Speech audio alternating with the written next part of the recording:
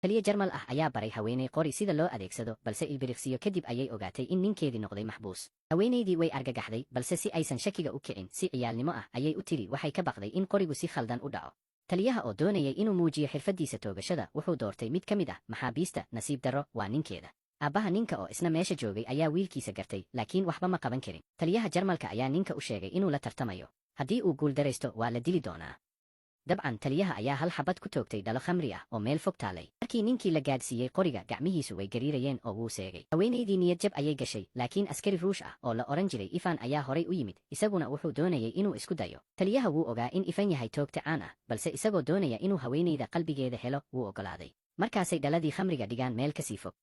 Taliyaha mar kale wuu toogtay oo wuu garaacay. Markii Ivan qoriga la siiyey, waxaa la siiyey mid aan lahayn indho dareer scope. Si degan ayuu wax uga bedelay, kadibna wuu toogtay, si fudud ayuu dhaladii u jebiyey. Haweenaydii farxad ayay ku qaylisay. Taliyihii wuu carooday oo tartankii ayuu si lama filaan ah u joojiyey. Ninkeedii wuu badbaaday, balse haweenaydu way ogaatay in aysan taasi xal waara ah ahayn. Intii xigtay, askarta Jarmalku waxay bilaabeen inay ninka garaacaan. Si lama filaan ah, xeradii way qaraxday. Waxaa cadaatay in haweenaydu ay dirsatay koox dagaalyahano ah si ay xerada u weeraraan.